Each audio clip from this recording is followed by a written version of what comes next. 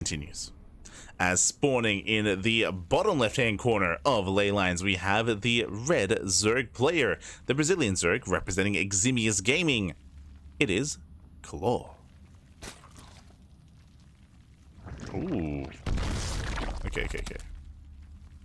I love that almost every Zerg player in Brazil goes for 15-15s. Almost everyone. So it is ranked 8. Ranked number 8. In the Brazilian circuit. And spawning in the top right-hand corner, we have the Brazilian Protoss player, the blue Protoss representing Team Hellfire. It is Sefirofe. Ranked number 25. Partially because he is less active. He doesn't play in as many tournaments. There we go. And if you're in the chat, predictions are open. Place your bets on who you think will claim the series. Best of luck in the chat as we jump into our best of 3. And again, we are halfway through this group. And we're almost 75% of the way through the broadcast. Let's go. It's been almost 8 hours. Glad you can get your gamma going. But this is going to be a 15 pool opener from Claw, so it's going to be technically pool first, 15 pool into a later hatchery. With this earlier, Lings are moving out across the map. Sefirofe does probe scout. Sefirofe, he should notice and recognize that the hatchery is late, and he should react. Back at home, going for no Zealot. He's not making a Zealot. Uh-oh. Meanwhile, I'm loving the macro hatch as well. I get the Eric influence through the Brazilian Zergs. I love it. But I don't see any Zelda on the way, which is a concern. Lings are moving out across the map. They're going for the pylon. It's only 4 Lings, thankfully, not 6. Zealot now begins, but that is a late Zealot here for Sefirofe. But it's being chronoed. Okay. It's being chronoed. Looks like it will finish in time. It was close, though. It was close, but it does complete. Look at how well timed that is, actually. Yeah, not bad. Lines it up nicely. And again, it was only 4 Lings, so from here, Claw can just drone. Claw, he's droning up.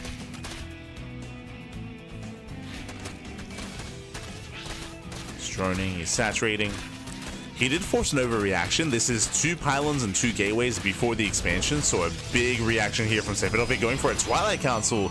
I do like this adaptation as a follow-up. So it forced to open up 2 gate, forced to invest quite heavily into a delayed expansion, so he doubles down into Twilight Council.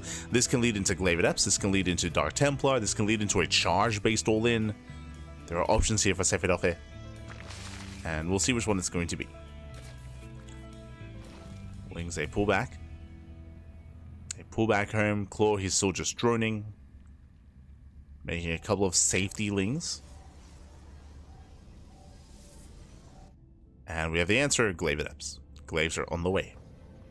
Not charge. Not DTs. If we saw the gases in the main base, we could determine if this is going to be 4, 6, or even Glaives plus Dark Templar. I say 4 or 6, I mean 4 gates or 6 gates. But we don't quite see yet. Likewise, I don't see a robo either. If there's no robo thrown down, then Sefirofe can actually expand with this, and this could be a macro opener instead. This could be macro glaives out there. There it is. There's the robo, I should say. So Warp Prism into warping across the map. This is more committed from the Protoss. Meanwhile, Claw does throw down the safety Roach Warren. He throws it down at around the 350-ish, 345-ish mark. So the Roach Warren has been placed.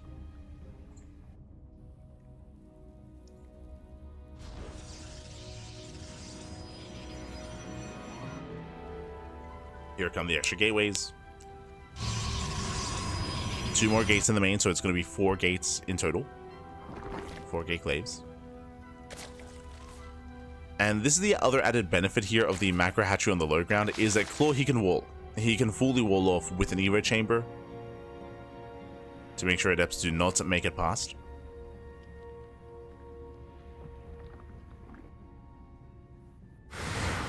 But we'll see if he's going to be able to pull this off in time. Now, the Overlord should have seen the Twilight Council, so he's somewhat aware of what's happening. Adepts are shading in. Do we have a joining position? We do. Oh, Oh, a little bit late. Yeah, the drone is late. 2 adepts do make it through, but he does have to re-wall as more adepts are coming. More adepts are coming in. They catch us on the roaches. Here comes the shade. Does he wall in time? Up, show us the wall. No, he doesn't. Doesn't wall up, but there are plenty of roaches though. Don't commit. No, he commits. The roaches were ready. And these adepts are going down. Forced to recall as well. They get only 2 drone kills. That is not worth it.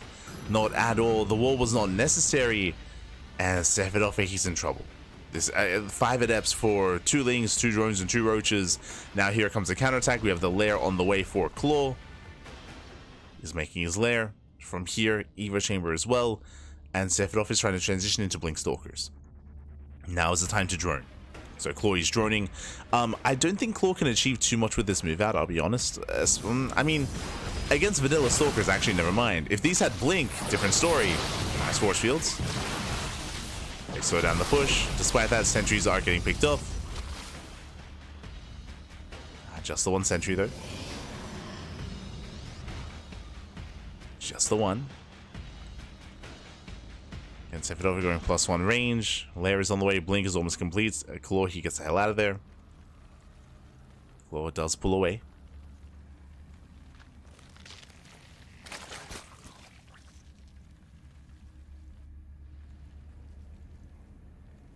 As he's building up his roach army.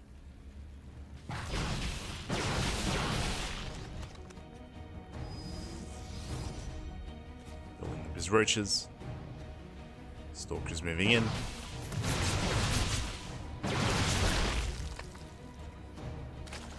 Snipe the queen.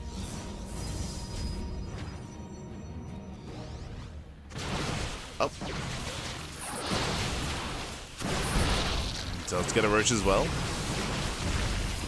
Gets 1, gets 2 roaches. And gets a 3rd roach. Sefirofe is trading well.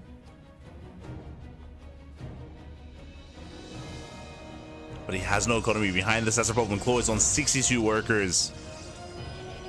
Looking solid here.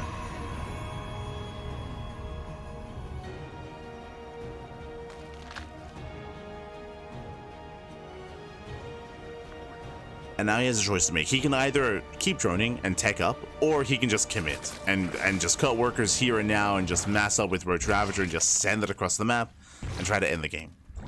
And based on the opener and based on how shaky things have been for Sefirofe, especially with the failed Glaive Adepts, I would not be opposed to Claw just committing. To just send it.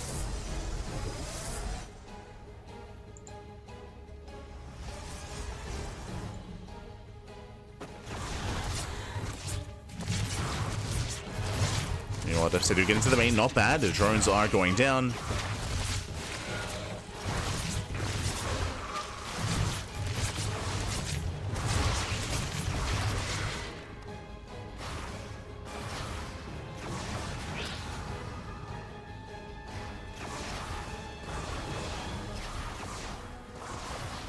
I said a couple. He gets 10 drones. Jesus.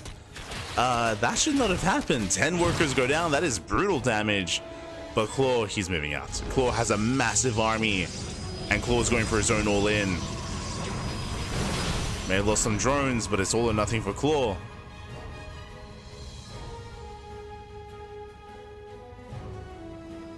Passing up lings, roaches, ravagers.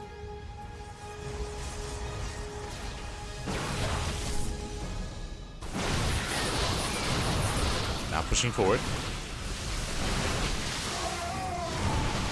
Does step in. Going for the main army. Biles, they do zone the army back. Shield battery's going down, and he wants those immortals. He gets 1. Takes down 1. The other does survive. Lings, they bust into the mineral line. You can see it happening off screen, but at the natural base, 15 probes go down. Insane damage. And that will secure the win. That will secure the win here for Claw, getting 19 probes, and now the workers at the 3rd, and the 3rd itself. Yeah, the 3rd base as well. Lings, they slip into the main. Getting 35 probe kills.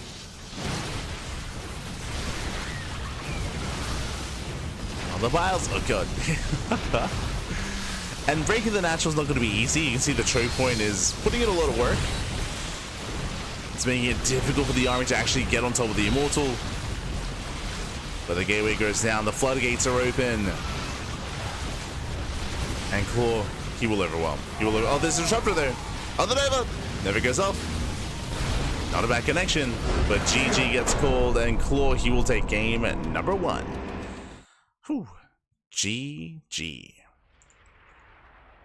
Claw, he does take a lead in the series. Again, a very intense game here. It all began with the initial Glavedep build of Sefirofe, which did fail to get damaged. Remember, he only got 2 drones. He got 2 drones.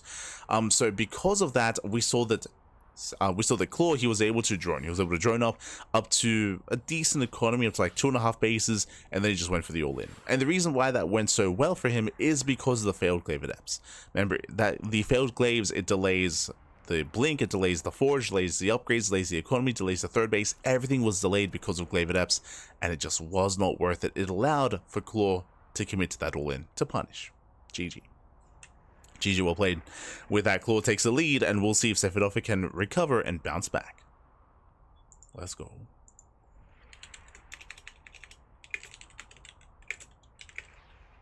Here we go.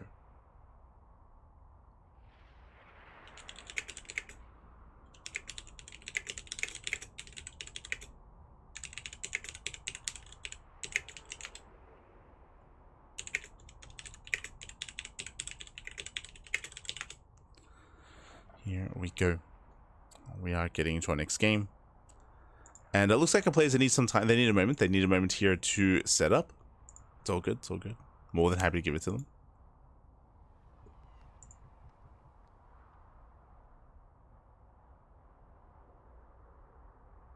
More than happy.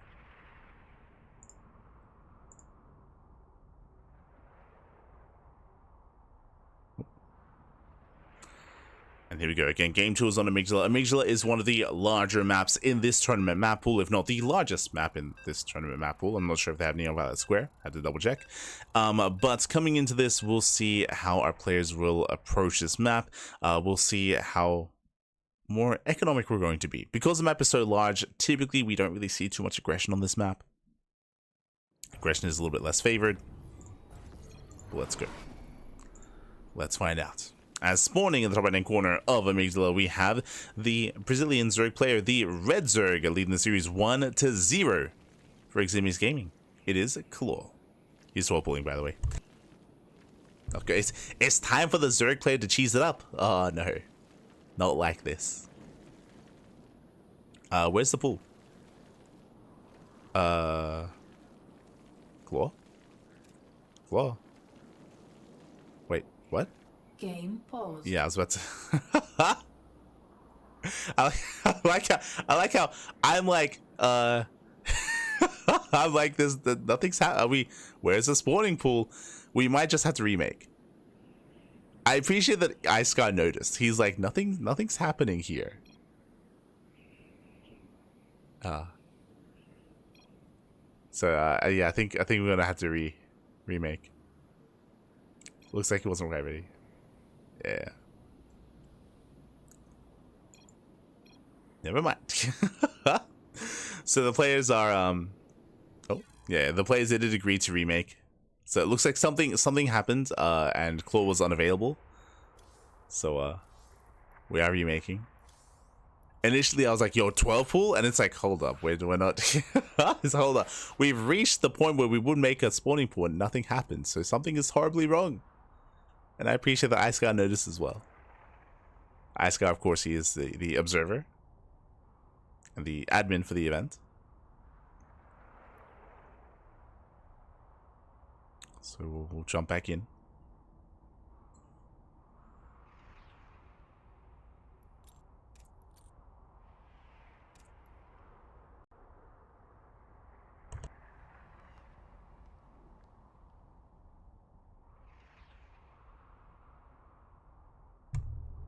Okay, going back in. We're going back in. It should be good to go. And again, I hope everyone's been enjoying themselves here throughout the weekend. Again, it's been a pretty intense broadcast here this weekend with KSL, with the Big Rain Bouts, of course, with the Hatchery Cup leading into the Brazilian circuit. We've been live for coming up on 8 hours at this point, and yeah, I mean, thankfully we're almost done. We have like 2 more matches after this one. 2 more series, I should say. And here we go. We have switch places and spawning in the left-hand corner. Droning, actually making a worker. Okay, so no crazy 12-pool shenanigans. We have the Brazilian Zerg player, the Red Zerg, representing Eximius Gaming. It is Claw, going for the 15-15.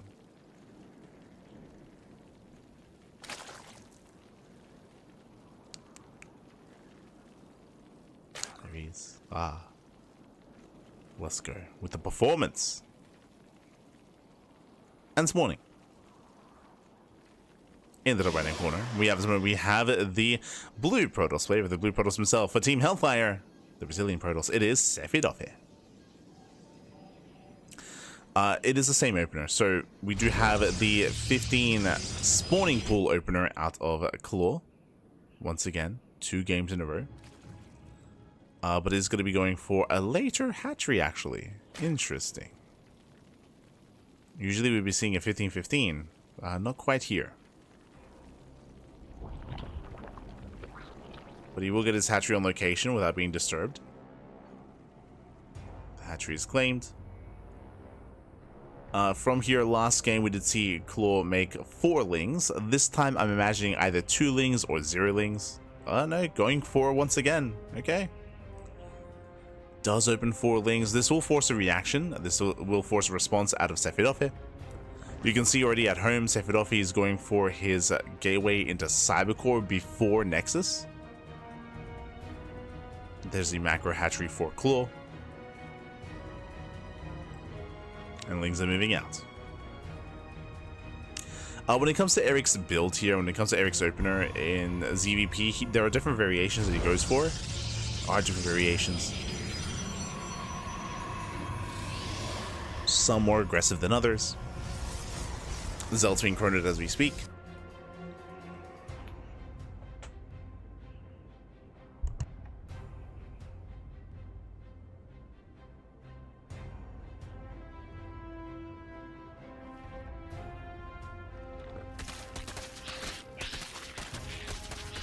And from here, the Lings have arrived. They're poking at the wall.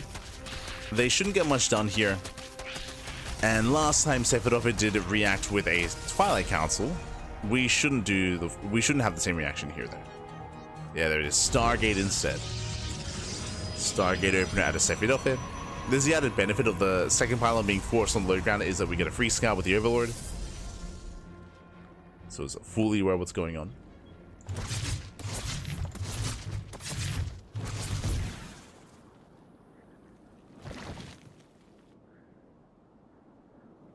Joke's on you, also 12 will expand. Kappa.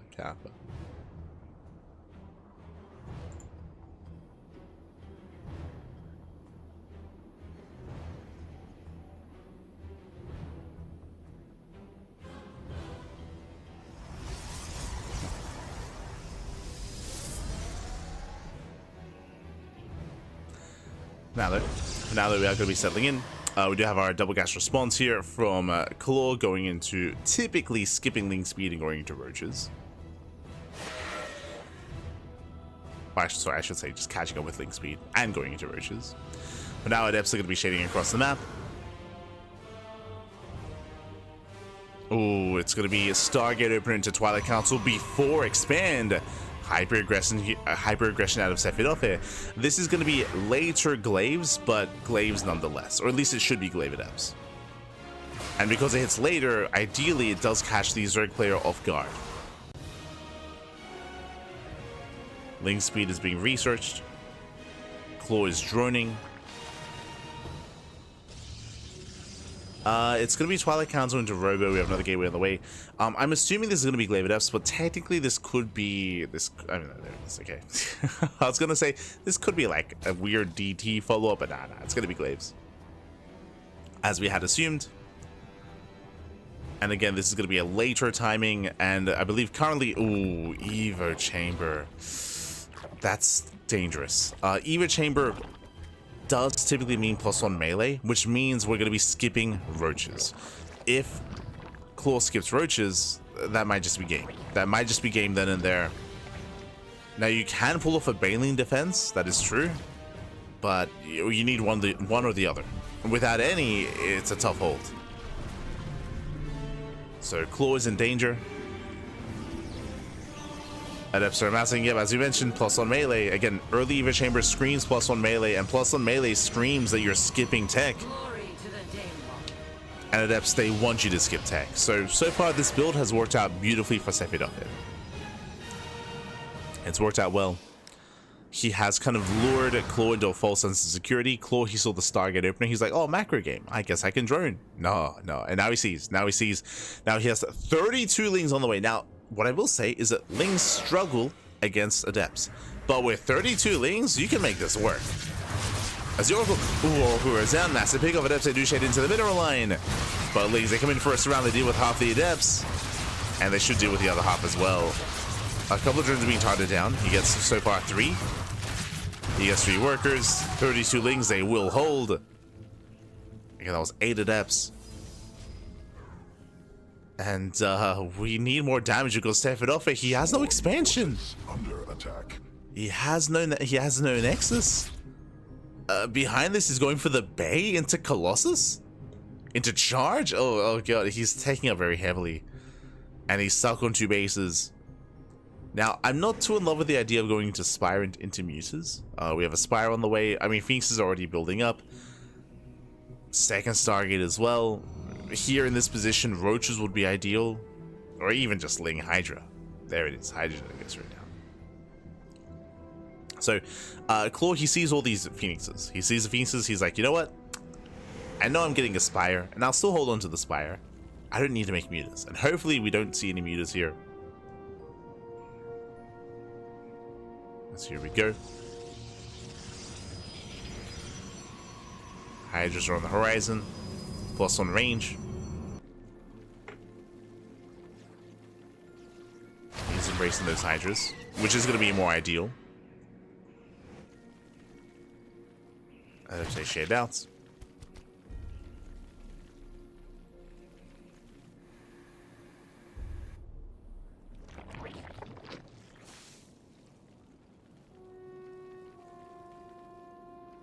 Yeah, and Sefirofe is in trouble here. I mean, he's 2 base all in. He's 2 base all in. Has still a lot of Adepts, and we still have not gotten a Bailey Nest. Uh-oh. The Lings are they're just gonna melt.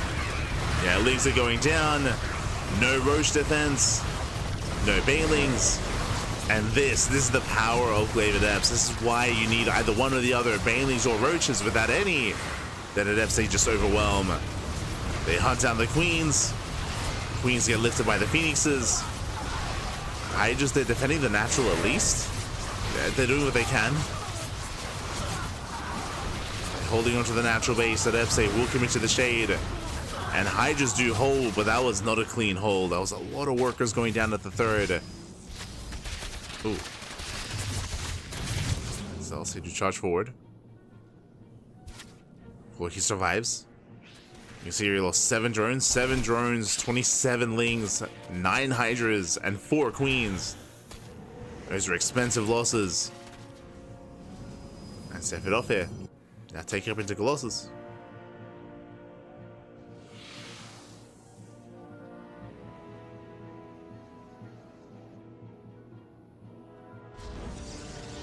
Colossus are on the way. Now we're going into Muta production.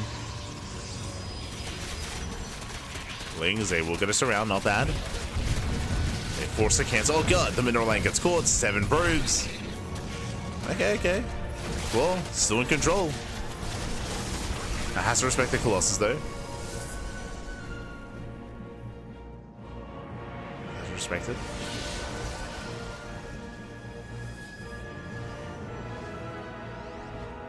And we'll see if we can catch out that Phoenix.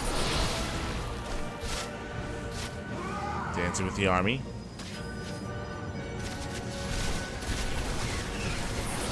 Cleaning up the Zealots. Doesn't quite get the Phoenixes. But again, he's just keeping his opponent busy, and the Mutas, they have arrived. Where are they heading? For the Phoenixes, actually. He gets 1. He's going for the other. Going for the Colossus, actually. Oh, what a mass! He gets it! The Colossus goes down. And without the Colossus, the Hydras, they reign supreme. A nice snipe there from the Mutas. GG gets called, using the Mutas to snipe the Colossus, not to go for the mineral line. And with that, Claw will take the series. GG. Whew. Claw, he will claim the series 2-0, advancing on, or I say advancing on, taking the series here in this group stage. And with that, there are 2 matches remaining.